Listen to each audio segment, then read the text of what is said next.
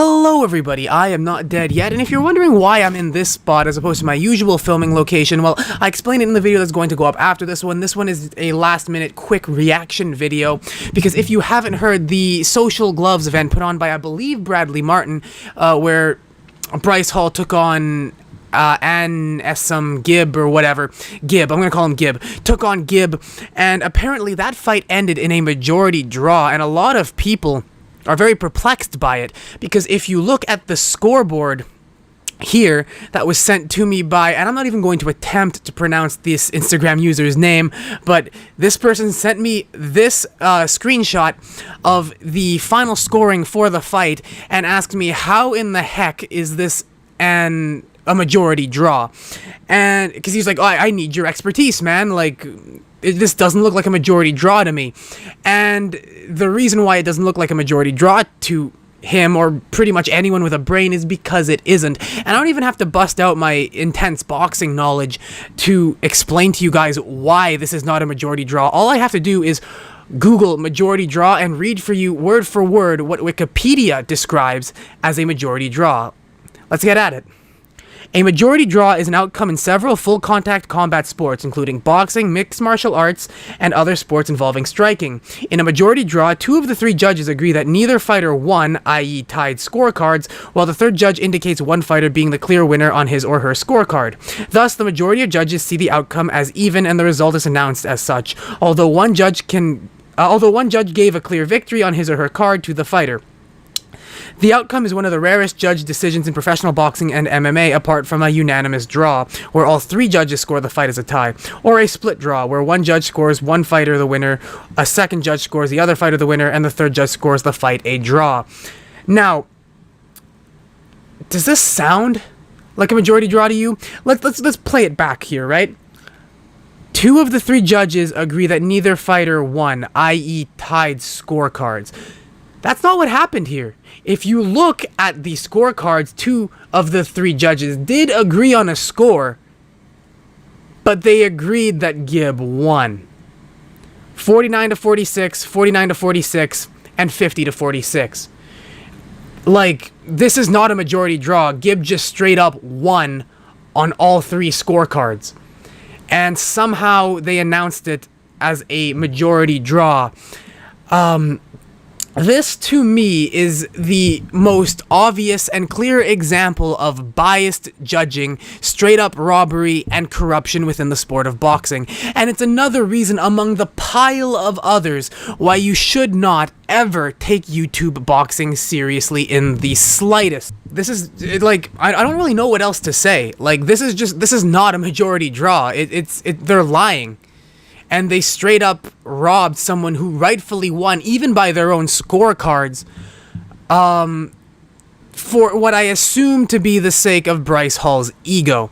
And here's the thing, if there wasn't enough damning evidence already to condemn the Social Gloves event for the joke that it is, we have this tweet also sent to me by the very same Instagram user, which has now been deleted, by the way, where it was tweeted out by the Social Gloves Entertainment that simply said, Taylor Holder defeats AnEson Gib.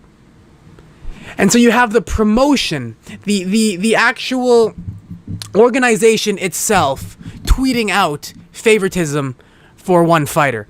And then that fighter clearly loses on all three scorecards. This isn't even a controversial thing if that's the official score. And I will admit, I do not care about YouTube or TikTok boxing, and I did not watch any of these fights. I was going to simply ignore it until this Instagram user texted me and said, hey, make a video on this because look at how horribly this guy was robbed. So maybe I'm wrong, correct me if I am, but if that is truly the scorecards, then they are fully admitting that Gib won, and yet they're announcing it as a draw because they are clearly biased in favor of Taylor Holder, and that is complete and utter bullshit. Boxing is an incredibly corrupt sport, and stuff like this is not uncommon, and so I'm glad I got to make this video to show you guys that, like, yeah, this is a prime example of corruption in boxing, and you think this only happens in YouTube boxing. No, this happens a lot. Whether it's usually not this blatant, but usually what happens is judges will score the fight in favor of whichever fighter they want to win, as opposed to scoring it in favor of the person they don't want to win, and then simply just announcing it as the wrong outcome. This is a really, really poor way of trying to screw over another fighter, but I'm glad they did it because it allows me to expose how stupid YouTube boxing is and how corrupt it is, and two, just give you guys the most obvious example of corruption in boxing. So yeah, like I said, I never actually watched this fight, but if you guys are interested, I am willing to do a live reaction / breakdown of Taylor Holder versus Gib, and just kind of give my thoughts on how good each fighter is, what their style is, and who I truly think won the match. So if you guys are interested in that, let me know, and I would be happy to make that kind of reaction video for you guys. Comment down below. Now, I wanted to end this video by kind of pointing out the fact that Taylor Holder and I are both in the same weight class.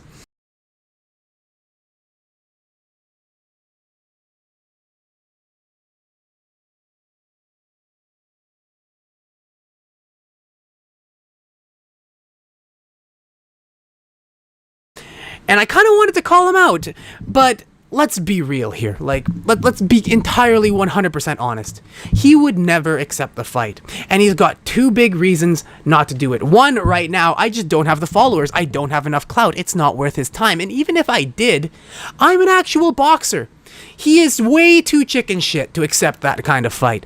But Taylor, if you somehow miraculously end up finding this video and would like to get your guts punched out, I would be happy to do it, because I am not going to leave it in the hands of the judges.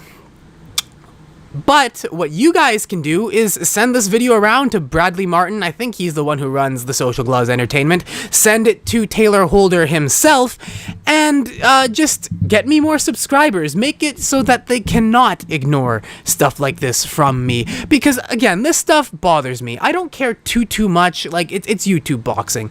But it's still blatant injustice, and I do not stand for that. And again, so Taylor Holder, if you have the balls, why don't you step into the ring with someone who won't let you rig the fight? But anyway, on that note, I am not dead yet, and if you are not either, there is always a tomorrow waiting for you.